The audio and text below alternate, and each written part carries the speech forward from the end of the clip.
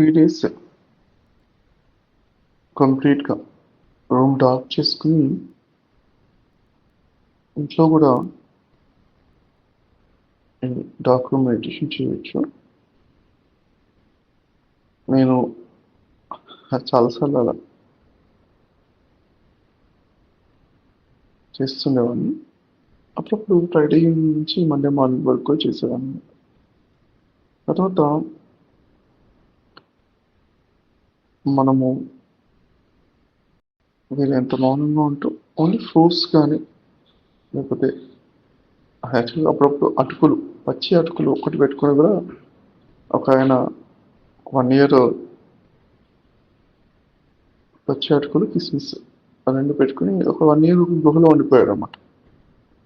వాటర్‌కి చిన్న నది ఉంటుంది దగ్గరలో. వెళ్ళొస్తుంటాడు అంతే.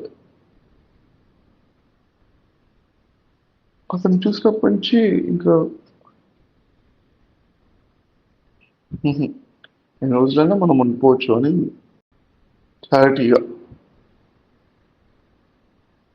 సో ఫ్రూట్స్ ఎక్కువగా పెట్టుకుని ఉంటుండేవాడిని. లేదన్నా కానీ ఇంట్లో వాళ్ళని అప్పుడప్పుడు ఏంటంటే ఒక మార్నింగ్ పూట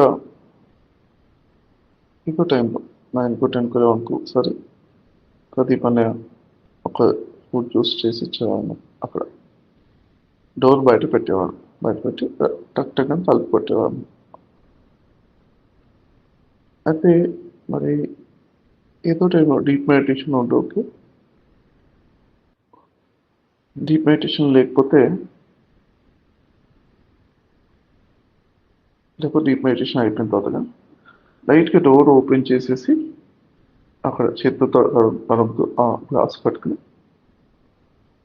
నేనుగా ఆ గ్లాస్ నేను నాతో పాటు ఉన్న వాళ్ళు ఎవరైనా తాగేసి జ్యూస్ తాగేసి కంటిన్యూ చేసుకునేవాళ్ళం. మిగతా డ్రై ఫ్రూట్స్ కానీ ఏవో ఒకటి మిగతా రోజంతా కూడా ఆకలిస్తే డ్రై ఫ్రూట్స్ కానీ లేకపోతే ఒక్కోసారి ఇవి ప్రోటీన్ బార్స్ అని ఉంటాయి కదా, అంటే ఇలాంటివి ఫుడ్ కావాలనగానే ఏదైనా పెట్టుకోవచ్చు, ఏం పర్వాలేదు. ఫుడ్కి మన మెడిటేషన్కి ఇంకేం లేదు, ఏదైనా తినొచ్చు. బట్ సాత్వికం అయితే బాగుంటుంది అనమాట. కొంచెం మరి ఎక్కువ ఫుల్గా కాకుండా మనం ఆటోమేటిక్గా మనమే తింటాం. ఫస్ట్ 1-2 డేస్ అంటే ఎక్కువ రోజులు ఉన్నా కానీ అది ఫస్ట్ 1-2 డేస్ నార్మల్గా తిన్నా బట్ ఆటోమేటిక్ తక్కువ చేయాలనిపించేస్తుంది అనమాట. మెడిటేషన్ ఆటోమేటిక్గా అది నేర్పించేస్తుంది, నాకు ఎంత తినాలని నేర్పించేస్తుంటాం అనమాట. తర్వాత ఇంకా మనకు తెలిసిన టెక్నిక్ ఏదో ఒకటి చేసుకుంటూ ఉండాలి. కాసేపు కళ్ళు మూసుకుని కూర్చోవాలి, కాసేపు సిట్టింగ్ స్టాండింగ్ చేయాలి. ముఖ్యంగా అది 1 మినిట్ వాకింగ్, 1 మినిట్ సిట్టింగ్, అదొక డైలీ 1 అవర్ అది చేయాలి. ఒక హాఫ్ అన్ అవర్ ఎప్పుడైనా డీప్ బ్రీతింగ్ కానీ ప్రాణాయామం, హనుమాన్ ప్రాణాయామం కానీ చేయాలి.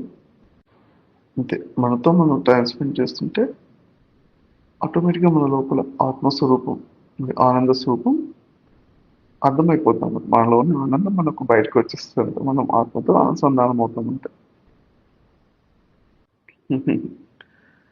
అప్పుడప్పుడు ఒక అరగంట కంటిన్యూస్గా మనసులోనే నవ్వుకుంటూ ఉండాలి. ఓకే. ఇది ఒకటి, ఈ టెక్నిక్తో కూడా చాలా మందికి హెల్ప్ అయిందని చెప్తున్నమాట. తర్వాత అప్పుడప్పుడు ఒక అరగంట లేదా గంట సేపు నుంచి ధ్యానం చేయాలి. ఇది కూడా చాలా మందికి అవేర్నెస్ ఇస్తుంది. బాడీ స్ట్రాంగ్ అంటే నుంచోవాలి. ఒక 2 నిమిషాలు కాళ్ళు నొచ్చినప్పుడు 5-6 స్టెప్స్, 5-10 స్టెప్స్ అక్కడే నుంచుంటూ వాక్ చేసి మళ్ళీ అక్కడే నుంచుంటుండాలి. అలా ఇది మనము ఎవరన్నా ఫ్రెండ్స్తో కలిసి చేసినా కానీ రూమ్లో ఇంకా బాగుంటుంది. ఎక్కువ ఎనర్జీస్ ఉంటాయి. కాకపోతే ఒకటేంటే మౌనం అనేది బాగా పాటించాలి, లేకపోతే ఎక్కువ మాట్లాడాలనిపిస్తుంటుంది అనమాట.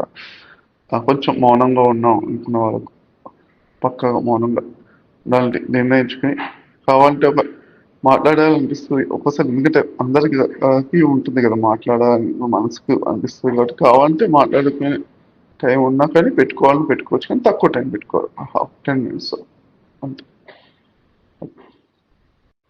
ఇలా ఒక 5-6 టెక్నిక్స్ మనం అనుకుని కేవలం ఒకటి ముందు చెప్పిన టెక్నిక్స్, ఈ 5-6 టెక్నిక్స్ ఏదైతే ఉన్నాయో అన్నీ కూడా క్లియర్గా అప్పుడు అరగంట గంట అప్పుడు మార్చి మార్చి చేస్తున్నాం మనం. చేస్తూ మనం అంటే కొంచెం వేరియేషన్ ఉండడానికి అనమాట.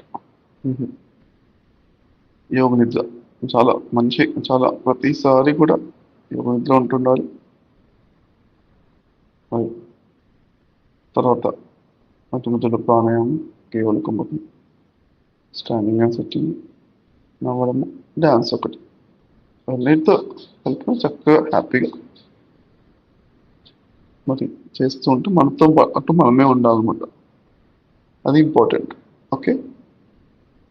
రూమ్లో ఉన్నా వేరే వాళ్ళు ఉన్నా మనం మన లోపల ఉన్న మన ఆత్మస్వరూపంతో మన ఆనంద స్వరూపంతో ఉంటున్నట్టుగా ఉంటూ ఉండాలి. ముందే బాత్రూమ్ అన్ని చెక్ చేసుకోవాలి.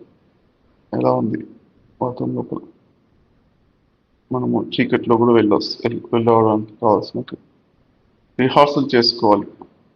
వెళ్ళి బ్రష్ చేసుకోవడం, స్నానం చేయడం, టాయిలెట్ యూస్ చేయడం అన్నీ కూడా చెక్ చేసుకుని అన్ని సోప్ అన్ని ఇక్కడెక్కడ అన్ని చూసుకుని రిహార్సల్ చేసుకుని ఒకసారి కూర్చున్నామంటే ఇంకా హ్యాపీగా డైలీ ఒక్కసారి మాత్రం కళ్ళు కడుక్కోవాలన్నమాట. అది కంపల్సరీ. కళ్ళు క్లీన్ అవుతుంటే కళ్ళు కడుక్కుంటూ ఉంటారు డైలీ ఒకసారి. Wish all the best.